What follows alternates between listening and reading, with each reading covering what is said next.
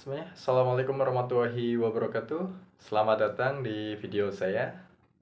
Perkenalkan dulu ya, nama saya Sufendi, mahasiswa PPG, profesi guru ya, di PGSD. Kampusnya adalah di Universitas Islam Sultan Agung.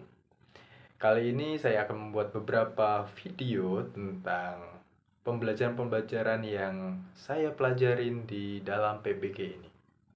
Mungkin ada beberapa part nanti ya teman-teman. Dan ini adalah video pertama saya. Kali ini kita akan membahas tentang pembelajaran mendalam atau deep learning. Tentunya sekarang itu kita sedang bukan panasnya lagi ya, emang di eranya pembelajaran mendalam gitu. Jadi kita harus lebih paham lagi apa itu pembelajaran mendalam. Nah, teman-teman sudah tahu belum pembelajaran mendalam itu apa? Oke, pembelajaran mendalam adalah proses belajar ya, yang mendorong murid memahami konsep secara utuh, mengaitkan pengetahuan dengan pengalaman nyata, serta menumbuhkan kesadaran, makna, dan kegembiraan dalam belajar. Gembira ya teman-teman ya. Jadi belajar tidak hanya sekedar menghafal, tetapi membangun pemahaman yang bertahan secara lama. Tuh, hakikat dari pembelajaran mendalam ya. Oke, pembelajaran mendalam itu ada 3 prinsip utamanya di situ. Apa saja? Yang pertama adalah berkesadaran atau mindful. Mindful atau berkesadaran. Artinya apa sih berkesadaran dalam pelajaran mendalam? Itu murid sadar ya akan tujuan belajar, fokus dan mampu merefleksikan proses pembelajaran. Di situ artinya murid secara sadar ya belajar di situ. Terus, intinya sadar ya. Sadar sedang belajar gitu. Secara yang kedua adalah bermakna atau mindful. Nah, ini adalah materi-materi yang ada di pembelajaran mendalam harus bisa dikaitkan dengan kehidupan nyata murid sehingga terasa lebih relevan dan bermanfaat. Tentunya kalau cuma satu materi di kehidupan nyata itu masih kurang kadang. Jadi setiap guru harus bisa memberikan satu materi dan dikaitkan dengan materi yang lain ataupun dikaitkan dengan kehidupan nyata mereka gitu ya. Nah, yang ketiga adalah menggembirakan atau joyful. Nah, ini setiap pembelajaran itu harus menggembirakan ya teman-teman ya. Kenapa sih harus menggembirakan? Nah, agar suasana kelas itu menyenangkan, terasa aman di murid, dan juga bisa menjadi dorongan belajar bagi anak-anak tentunya ya nantinya saat pembelajaran. Sehingga 3 komponen dasar ini harus terpenuhi di saat kita sedang mengajar. Nah, itu di dalam pembelajaran mendalam. Selanjutnya kita akan melihat karakteristik pembelajaran mendalam.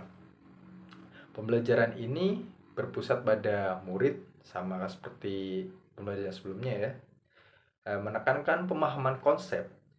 Menekankan pemahaman konsep, mendorong berpikir kritis, menggunakan masalah nyata, bersifat kolaborasi.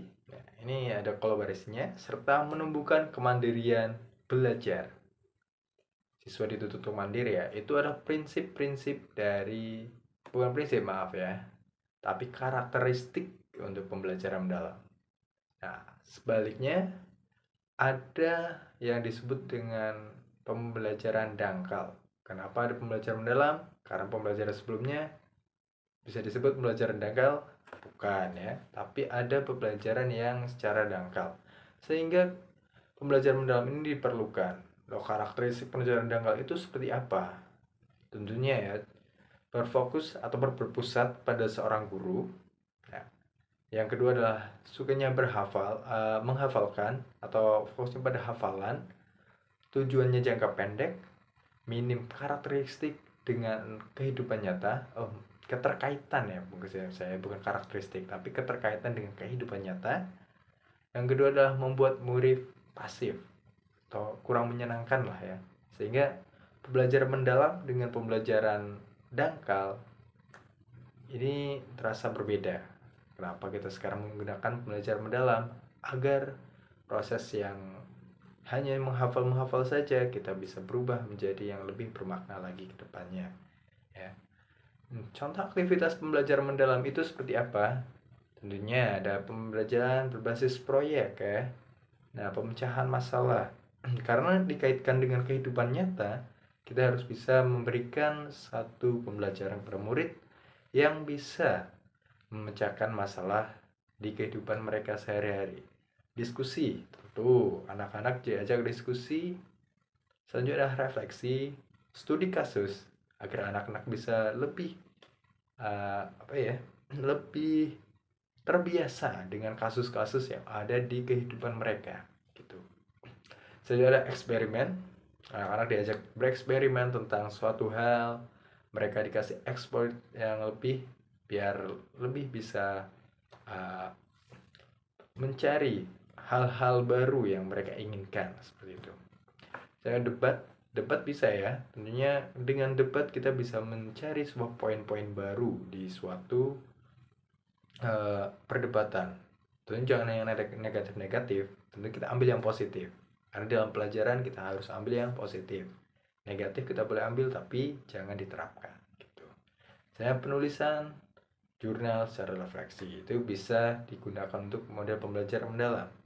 Sementara itu, contoh pembelajaran dangkal yang sering sekali kita gunakan dari dulu itu hanya menghafal definisi atau menghafalkan kosa-kosa kata ataupun pengertian-pengertian dari apa sih pengertian dari pembelajaran mendalam.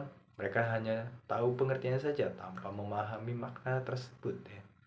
Mengerjakan soal pilihan ganda, dari dulu kita sering sekali ya hanya mengerjakan soal pilihan ganda. Apakah itu masih relevan dengan sekarang? Masih jawabannya ya tentunya. Tapi tentunya kita harus dikurangi. Karena apa? Karena itu hanya mengasah kemampuan kognitif saja, tidak mengasah kemampuan yang lain. Jadi kita harus menyelinginya dengan pembelajaran yang lain ataupun asesmen yang lain ya. Menyalin materi ya kayak tadi hafalan saja itu seperti sifat menyalin materi saja ya. Dari buku kita menyalin materi ke uh, tulisan tangan kita ataupun ke hafalan-hafalan yang lain gitu ya. Nah, itu kenapa pembelajaran mendalam kita ada ya. Nah, hubungan antara konsep dalam pembelajaran mendalam sangatlah jelas. Prinsip mindful, meaningful, dan joyful membentuk karakteristik pembelajaran mendalam. Karakteristik tersebut mempengaruhi strategi dan aktivitas dipilih oleh guru ya. Aktivitas yang dipilih oleh guru. Dan pada akhirnya menentukan apakah pembelajaran itu yang terjadi bersifat mendalam atau dangkal.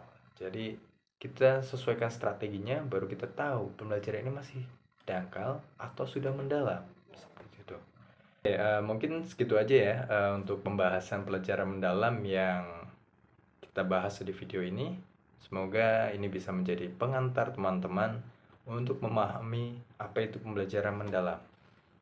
Oke, sekian. Nanti kita berjumpa lagi di video berikutnya. Terima kasih. Wassalamualaikum warahmatullahi wabarakatuh.